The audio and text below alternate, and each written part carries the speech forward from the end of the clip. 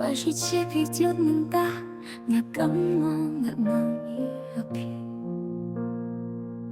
Baliti ano yang nga Rasmo si malakas ni Nagamo ya kipor balale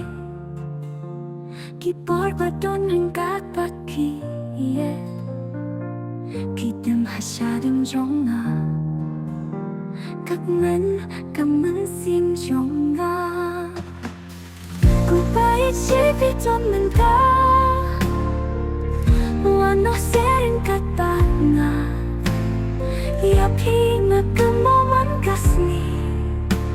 Dalaylay ng laban klet yapi Mingkong kisni pi ong yung nga nandon Bati baru syarta dapat pi klet yaki kula Yang nga pi no hajenja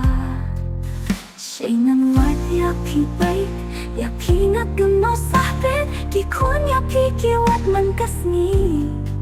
Nang marway ngayam nagpunta jongpi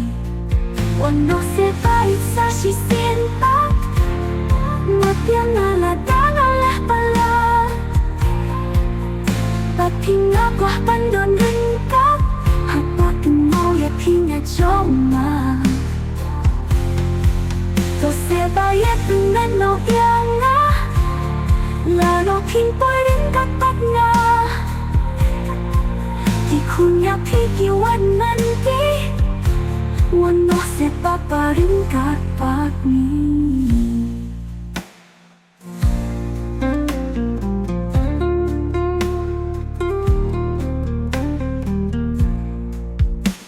Kupayit siya pitong yung tawan no se rin kapat nga Yapi nga kamaw man kasni Dalaylay ngam lapang klet yapi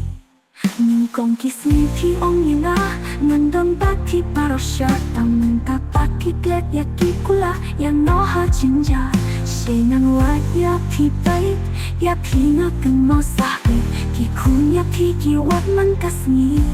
Namaray nga yang napinta jongpi Wano se bayat sa sisintak Matiang alada ngalah pala Bati nga kwa pandang ringkap Hapakin mo yapi nga joma To se bayat dengan no yang nga Lalo pinpoy rin dapat nga Di kunya pikiwan nanti Wano se papa rin